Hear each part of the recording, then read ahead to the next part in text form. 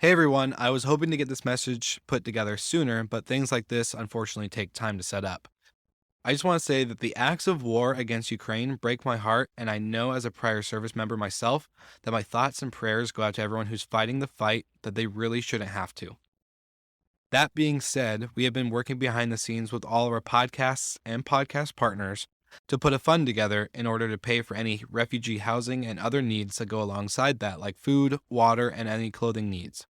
Internally, many podcasts in the Hospitality FM network have voluntarily given up sponsorship money in order to donate to the cause and are working on a unified message in order to spread throughout all of our podcasts. So, this is me calling out to all of our property manager friends, industry experts, and anyone knowing of those providing lodging for Ukrainian refugees seeking safety. You can contact me directly at will with one L, WIL at slicktalkmedia.com. We have an internal document that is being updated in real time. So if anyone could share this message within your network, we greatly appreciate it. I'm also placing in the show notes a link to our GoFundMe and landing page for Rentals to Rescue. That's rentalstorescue.com, where we're putting funds together in order to, again, provide finances for any of these lodging and relocation needs. So thank you so much for tuning into this quick message. I hope you guys are all well and safe, as I know we have tons of listeners in Ukraine and other countries in Europe. So thank you so much for tuning in, and I hope you guys enjoy this episode. All right, we're doing it. Good morning. Good morning, hospitality. This is exciting. Gentlemen, are you ready to rock and roll and do this thing? You got your coffee? I got my coffee. All right. Well, I'm going to hit it. Let's do this thing.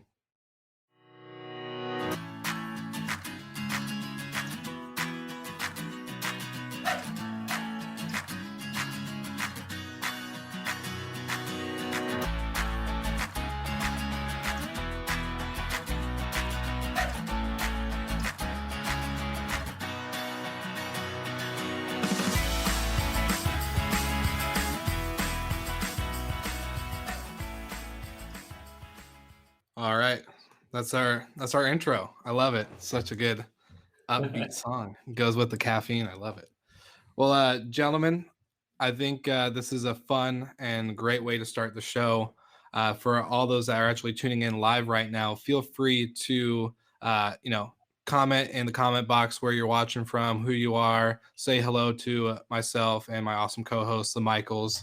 We're talking about a cool topic today, but I want to start off. Let's do Ross and Golden. Let's do describe yourself in like 10 or less words on who you are and what you do. So we'll go with Ross. 10 words. Yeah, I'll do it in 10 words. Almost 10. Hi, my name is Michael. Indeed, I'm CEO and founder of Bidroom.com. Bidroom is a membership booking platform. We're disrupting the market. So actually, I'm combining my passion for technology and travel together. And then cool to be here. Yeah, no, that's awesome. I counted 42 words, but I'm Michael Golden. I'm the Director of Business Development for NoiseAware. I've been in the short-term rental space for 6+ years at this point, so seen quite the evolution throughout the past 6 years. Awesome. Okay. And 44. Yeah, let's say. Awesome. And I'm Will Slickers. I'm host of obviously Good Morning Hospitality and Slick Talk, the Hospitality podcast with a hotel and vacation rental background. So I think we have a unique panel or hosts for the show. It's kind of the reason why we teamed up. We got a little bit of hotels, a little bit of vacation rentals, and it's a good combination. So today's topic, Covidprenruers and ApartHotels.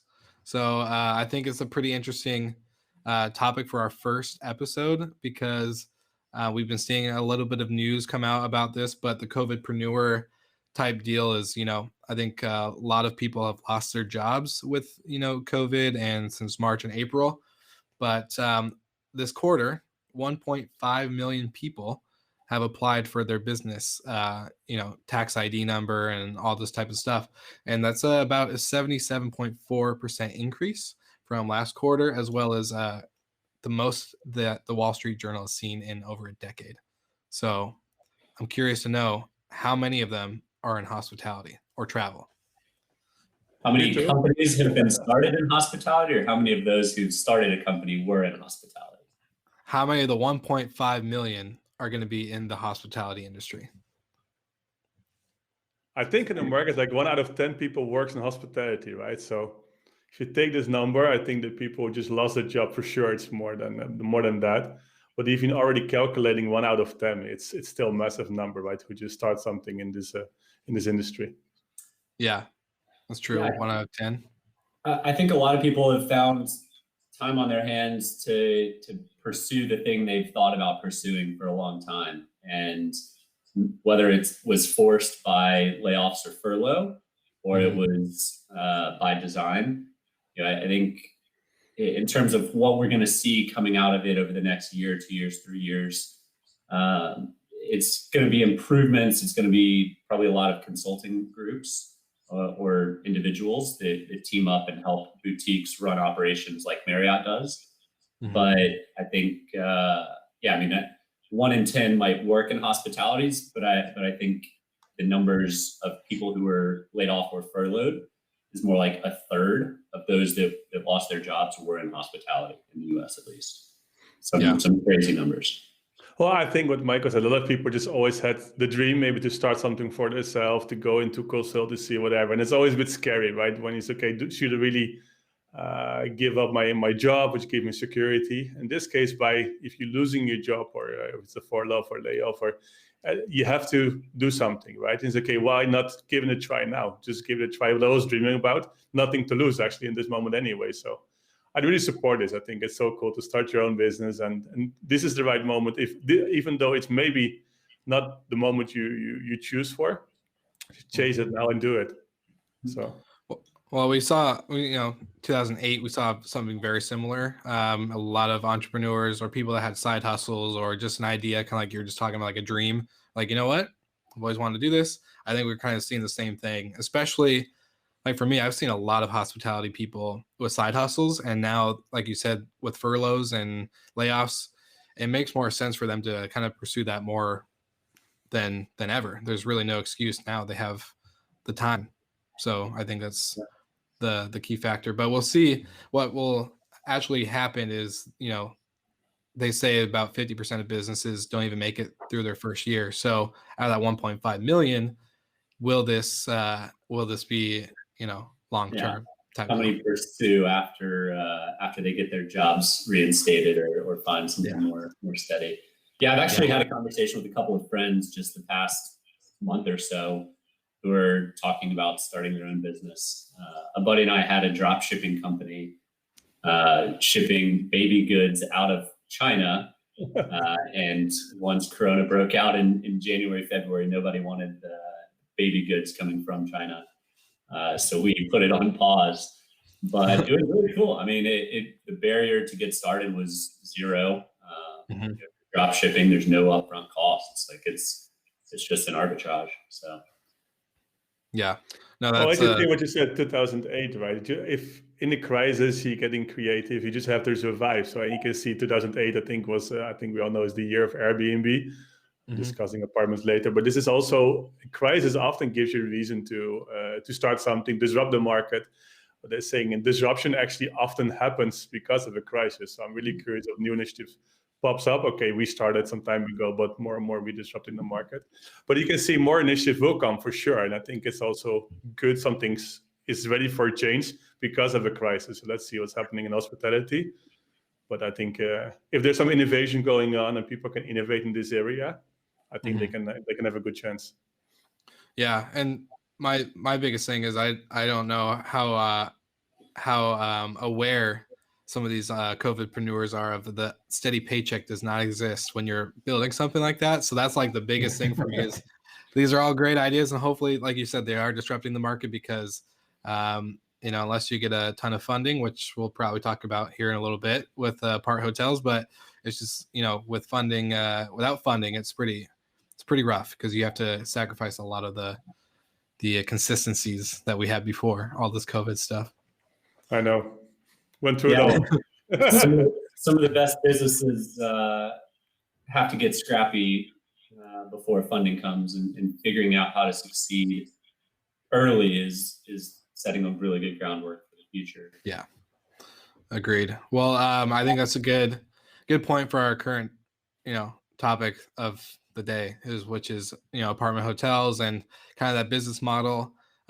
Michael Golden, obviously, you had the great idea about this topic because I think it is something, like you said, that is not covered to the point of scalability. We haven't seen this at huge scale like a Marriott or Hilton or IHG or whatever may be. So this is kind of an interesting one to go about.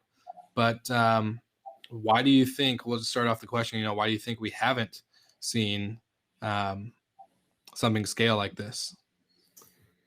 Well, Michael, coming from the hotel world, probably has a better idea of why the ApartHotel segment hasn't scaled. I think it's been successful in certain markets and certain locations, but it's challenging to do at scale, multinational, and be a consumer brand. The consumer brands of Marriott, for example, are 90 years old. People probably hadn't heard of Marriott in its first 5 years. And really those doing urban multifamily, ApartHotel style inventory haven't been around for longer than 5 or 6 years. We saw a number of them go away during COVID because of their business model and how much capital it took to flow. And when the money stops coming in, it certainly hurt a lot of businesses. But it's really exciting last week to see a couple companies raise some pretty serious money, both in debt and equity, to go build their brand and see if they can pull off a consumer ApartHotel brand. Yeah, that's true. And it's I guess, like you said, there's the one thing we're talking about is the consistency of it. And I think that's another big factor. There's a ton of factors that go into maybe why it's not scaled or hasn't been scaled to that point, to that extent. And consistency and, like you just said, brand is pretty key. Well, I think it's image, it's development, it's education, it's multiple things, right? You see in hotel people studying for it for years to be a front office employee or general manager, revenue manager, etc. And this is lacking or is not there in vacation rental yet. You can see, for example, ApartHotel still has the image like, is it a hotel? Is it an apartment? It has a different kind of like image, of course, than a hotel. If you say I'm working in a 4 or 5-star hotel Marriott, it's completely different than say I'm working in an ApartHotel. So it's also, I think, it's image, and I think it's also if it will be a strong brand, I think it could help you because you can see, of course, Accor starting with a Dojo, they have some, but still you're missing really still brands. And I think, we pre-discussed it a bit before. I think there will be for sure time when somebody says, okay, I've got multiple properties, why not branding it? Because still, I think image is still a difficulty and really to create image outside, but I think it's also inside, right? The property, they look identical in the way of controlling, management, security, etc. So there's still a lot to do in this area to become, when it comes so professional that you can really scale it to a brand. Yeah, so there's 2 points to that, Will. I think first of all, Glenn Fogel, Booking CEO, said in an interview recently that 40% of Booking's new reservations are coming from the short-term rental sector, not the hotel sector. So previously, those who had traveled, something like 35% of people had stayed in rentals, and that's it of those who travel. So it was still a pretty small market share, but COVID, with either hotels being shut down or rentals being easier to get and more comfortable for travelers, people are now booking short-term rentals at a higher rate. Previously, it was like 20%. So nearly double the new bookings are going to rentals. So it's a bit of an education process. It's a bit of a, it's weird staying in someone else's house. Once you do it, though, people stick around and want to, they enjoyed having that extra space or that extra bedroom or whatever. And then the second thing is, when I stay in a Marriott, I know that the room I stay in New York is going to be the same as it is in Atlanta, the same as it is in London. The consistency is amazing, and you know what product you're going to get. With rentals, you almost want a bit of a more unique experience to feel like you're in an apartment that somebody would live in that town, in that city. Whether it's a shoebox in New York or a sprawling, 34 bedroom in Miami. I think travelers that are going to be staying places for more than a day or two, like to have a little bit more of that experience. Well, you know what to expect, right? People sometimes are afraid for what they don't know. And if you stay for what Michael says, he always stays in a Marriott, you know what kind of bed, that you always have the pillows. So it feels comfortable. You know the food in the restaurant is okay. I think now, of course, when the focus on the case, the short-term rental is doing well. I think it's also, of course, related to the world we're living now. You can see you don't want to stay in a massive queue on the buffet breakfast. You just want to have your own place where you could cook if needed. You stay often when you go with your family. You want to stay together. So it is different now nowadays anyway. So I think hotels are sacrificing, and they have more difficulties now than the short-term rental. You see, how short-term rental, you have, of course, many places in the countryside, near the beach, near the short set. These places are still popular. They're all fully booked now, and it's more difficult to build huge hotels near those sites sometimes. So it's to find a place which suits now, what make you feel safe. Often you come now to a vacation rental because you don't want to avoid. Also, it's the numbers of contacts which you have, right? In a short-term rental, you're receiving maybe a code before you can enter, and that's it. You don't have to go to lobby where you see other people, where people's queuing behind each other. So all those things people think about now those days. So and if you look at the longevity of the industry and of travel in general, it was getting a little out of hand in 2019, especially in a lot of European cities. The amount of complaints these cities were trying to figure out how to affect tourism. But if you build these apart hotel buildings, you can flex them during a crisis or during peak tourism or whatnot. If it's built like an apartment, a 1-bedroom, 2-bedroom, 3-bedroom, then if tourism goes away, those can become residence housing.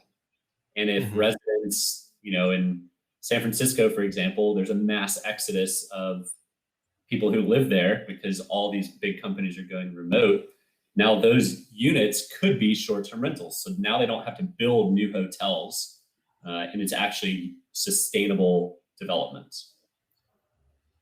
Yeah, and I think just like we're seeing now with our show, with us, we're a hybrid of people in the industry, vacation rentals, hotels, and one person that's in both. I think we're going to see that hybrid model a lot. And one thing I've been talking about is you just made a great point, is that they have that option, they have that flexibility now that is so pivotable during crisis or in great economic times.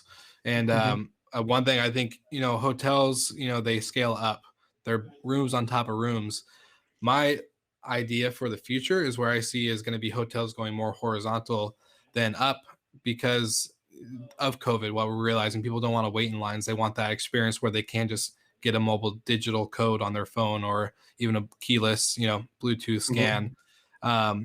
But still have that sense of community. So still have a community spot where they can go grab drinks or have a fire or still have that time that we all love when it comes to travel. But I think we're going to see the hybrid way more than we expect. Well, it's the flexibility now, right? I just normally every year when with my family, we just go for maybe 1 or 2 weeks. You go to a hotel and just stay in a nice place. This year was completely different already. You're staying for multiple weeks, even longer somewhere else. They going outside, they go to the beach, and I'm staying inside, unfortunately, to work. So, but this is changing, right? And you can see, and I'm not the only one. You can see, I think half the office, they were from different places all over the world. They went back to the family, work from there. Combined actually work with holiday, and why not? So it's also, I think, a lot of things change now. You can see more digital nomads, the way of working. It is kind of the new normal.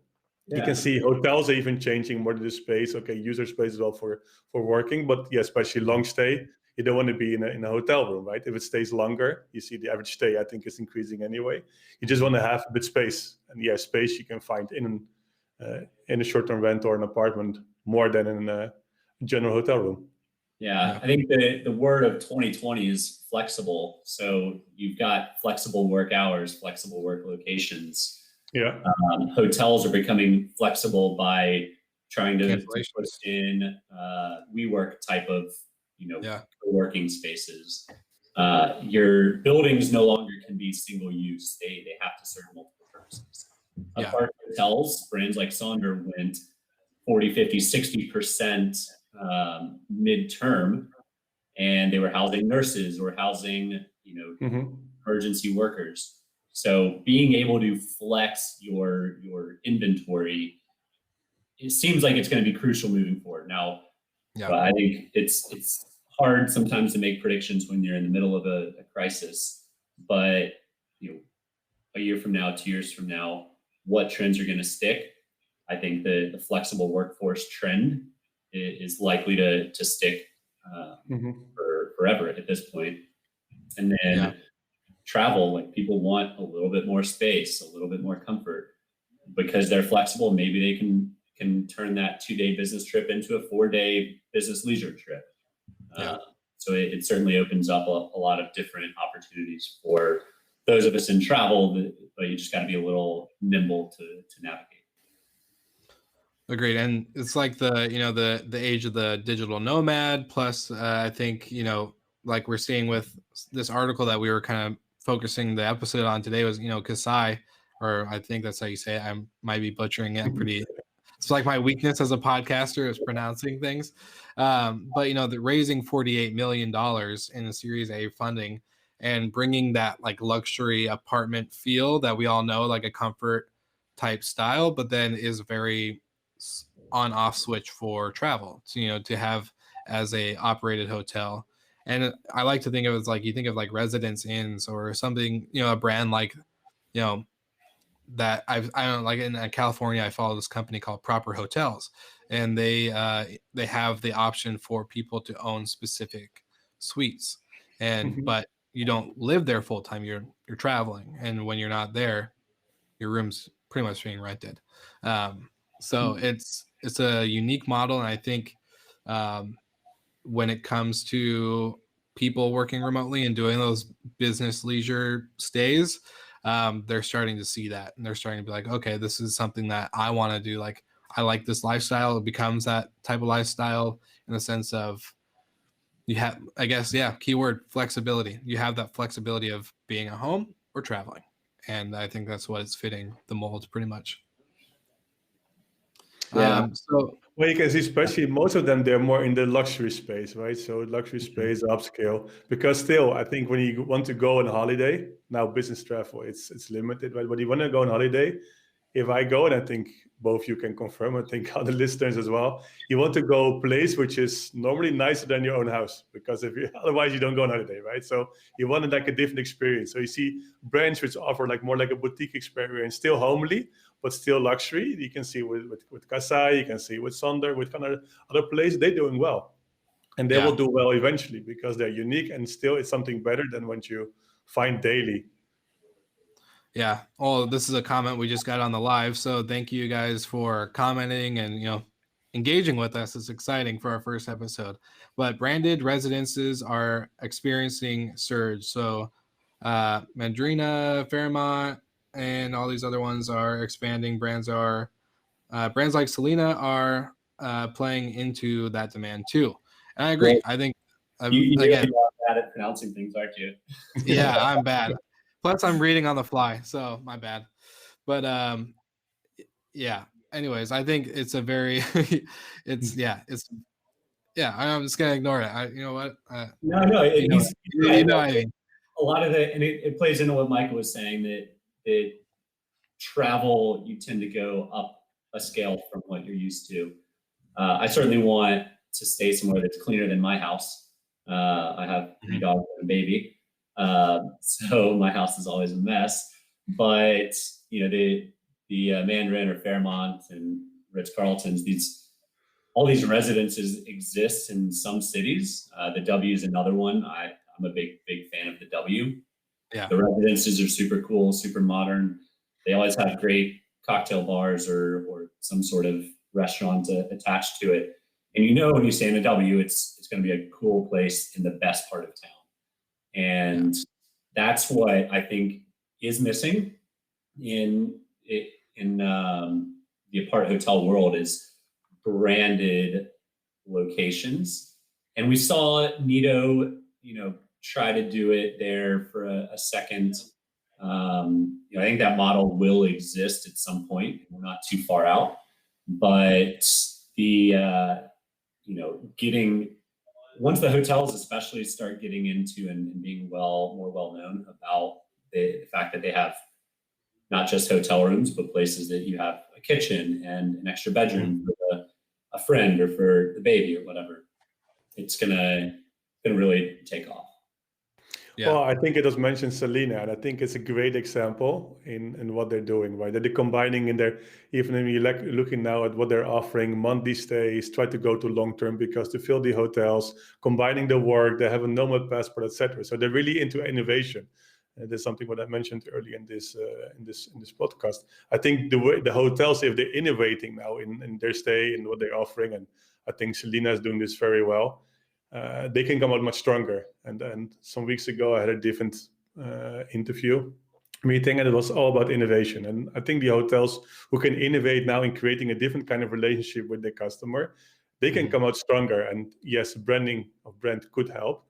But I'm curious what's going to follow. We just mentioned the more traditional brands, right? They have to do something now as well. And I think you see them searching. They don't know exactly what to choose sometimes. You see Citizen M, they start with a membership model. I think Selena has something similar as well. I'm curious what the big brands, just call it the big five, for example, would do.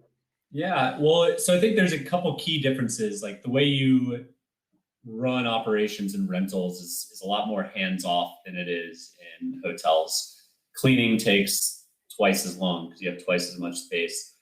What I think the hotels have a big leg up on, and these are great examples by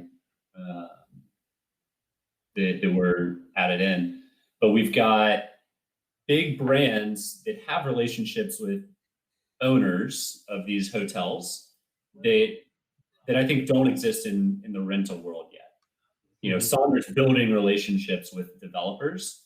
But these hotels have had relationships with developers who have proven track records and say, look, if we throw a Fairmont brand on this, we know Fairmont in Vancouver or Fairmont in Chicago performs this way. So Fairmont in Amsterdam will do the same. So I think that, and that's why some of these short-term rental operators have to raise so much money from the get-go, is so they can build their brand and their reputation. Half of that Casai funding was debt; it wasn't equity. So they could probably go buy a bunch of furniture, long-term lease a lot of properties, and hotels used to do that in the early days. It was big lease of buildings, 10-year lease or whatever. But once they had a really big proven model, then they could flip it over to a rev share, which is what Sonder's trying to do, what Front Desk is doing, what Vector is doing. So I think it's a bit of a maturation, and it's likely to end up in some acquisitions by hotel companies of some of these brands that know how to do it, and then they leverage each other's strengths and resources. Well, so the founder of Casai said, Casai is founded by diversity in the industry of leaders in tech, design, and hospitality. Our investors remain confident in our ability to scale based off of our experience and unique knowledge in the Latin markets. But I would say, those three sectors, tech, design, and hospitality, are those enough to actually scale at that point?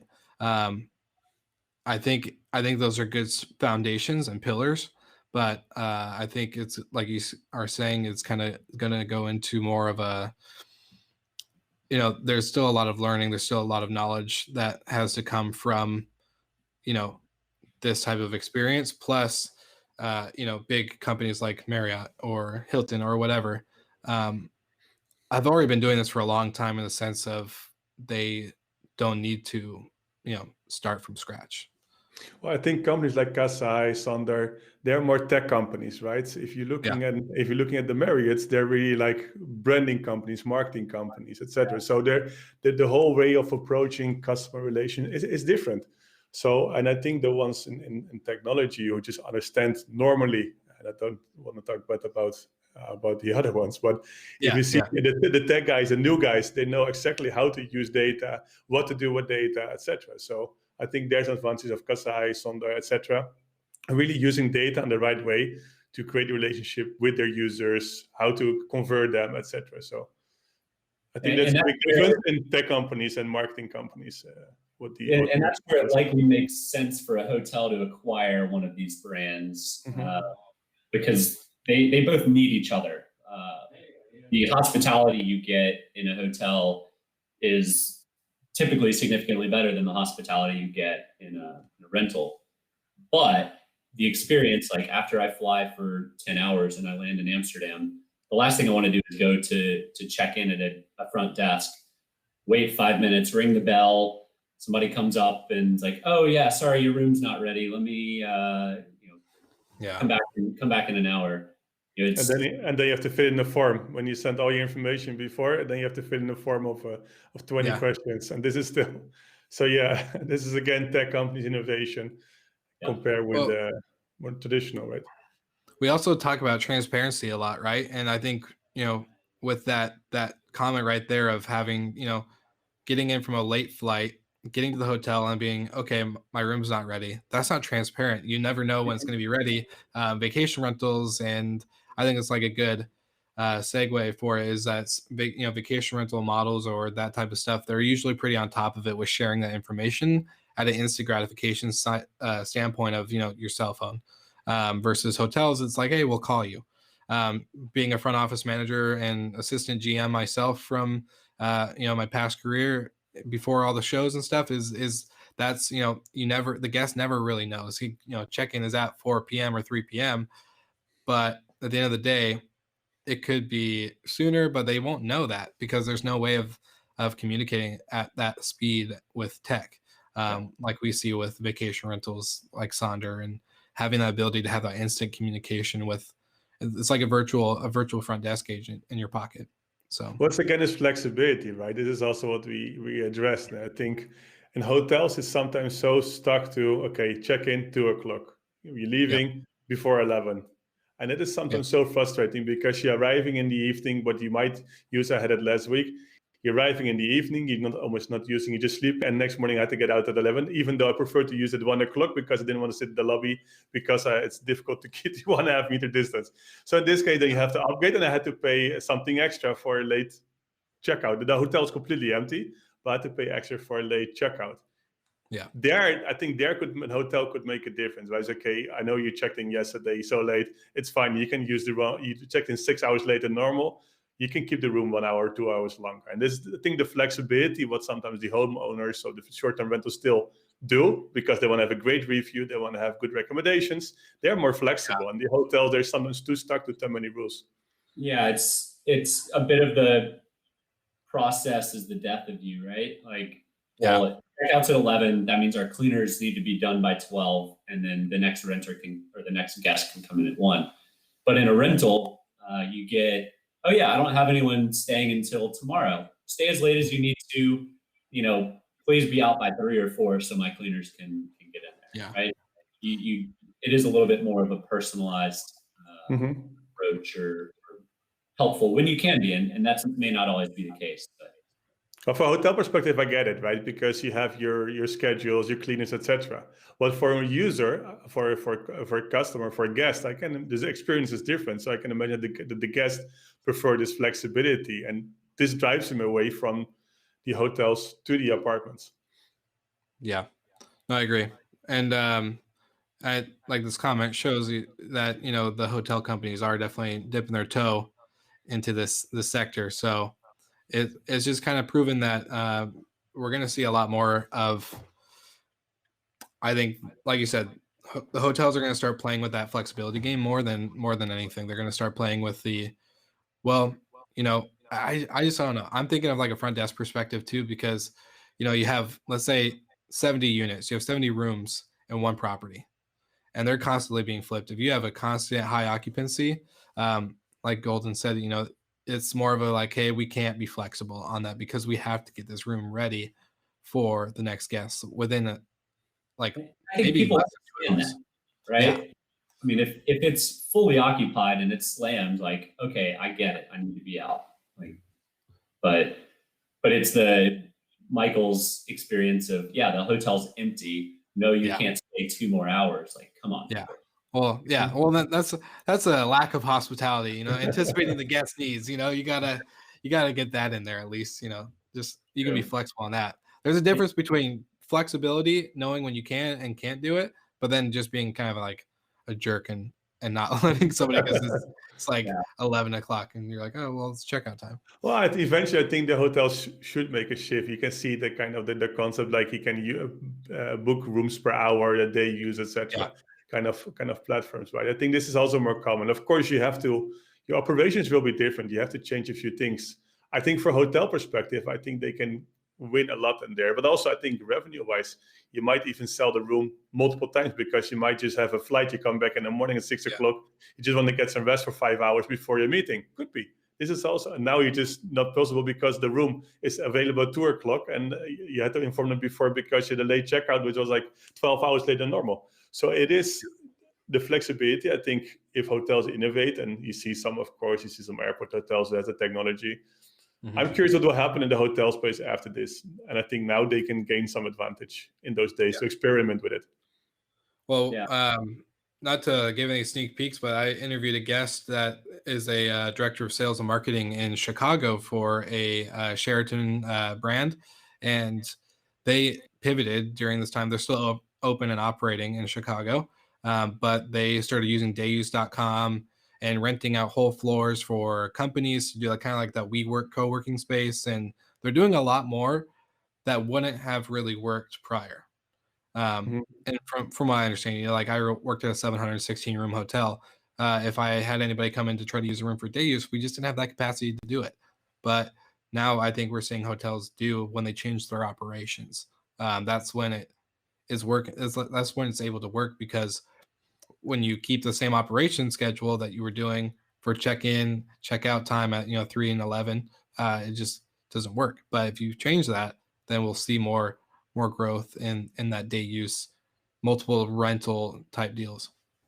Yeah.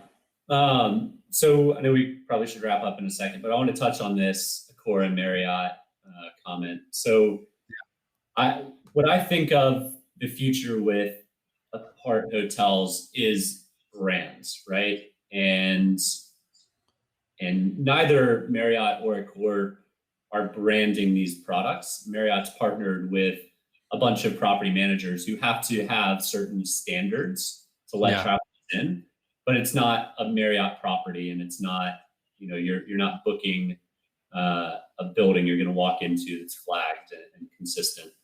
And Accor, same thing with One Fine Stay. One Fine Stay is typically an urban, large unit operator who these flats usually aren't even full-time rentals. People own them and they just travel or split time between London and New York or something like that.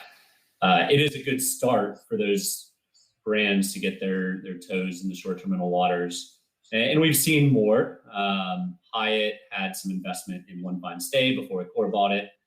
Hyatt invested in a company called Oasis Collections.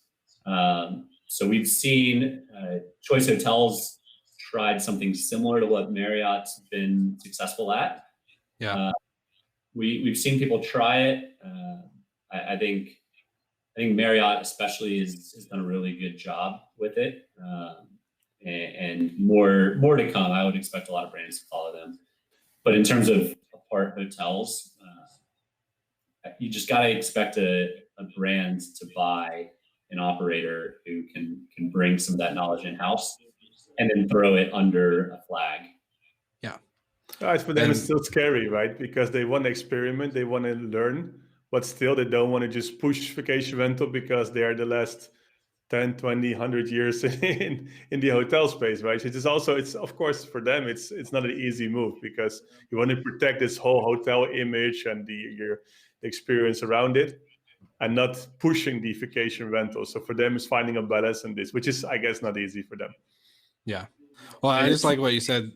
Well, it's actually why both Marriott and Accor went the route they're going, is because those types of inventories don't compete with their hotel ownership groups, right? The ownership groups are competing with the 1 bedroom and the 2 bedrooms, not the 6 bedroom beach house that Marriott's marketing, or the 4 bedroom penthouse London, prime location that One Fine Stay might have. Yeah. Well, and I like that model, and we reference Marriott a lot, but they didn't just go into the vacation rental space and be like, all right, we know what we're doing, and we're going to kick all these professional operators that have been doing this out for 15, 20 years. They really just came in and said, hey, we want to come alongside you. We want to offer you what we have to bring to the table, what we know, and we want you to bring something to the table too, because you know what you're doing. You're obviously meeting these standards, which has always been a great thing with Marriott, is that they have a great standard point. Like, I got secret shopped all the time as a front desk agent and a front office manager. And those requirements they're long. And they have a standard, especially for each brand. And I think that's what they really do bring to the table with that side of vacation rentals. And well, they do this residences now, right? So you just can, even as an owner, you can buy a residence in this building. You have the experience of an hotel. You can rent it out. So they're renting it out for you. So they go more in experience combining like a normal double room with the residences. So yeah. I think they're developing on this space well. I agree. Awesome. Well, I think that's a pretty dang good first episode. You know what I'm saying? I think we covered a lot. How do you guys feel? I like it. It was a nice talk. Yeah, I'm looking forward to next week already. Yeah. We're like kids on Christmas Eve. We just can't sleep. Well, as you guys can see, subscribe to our channels. Looking Good Morning Hospitality on all platforms. Thank you guys for chatting with us on the live. It's always great to have that type of engagement. And obviously, we'll see you guys next week early. So bring your coffee. Happy Monday.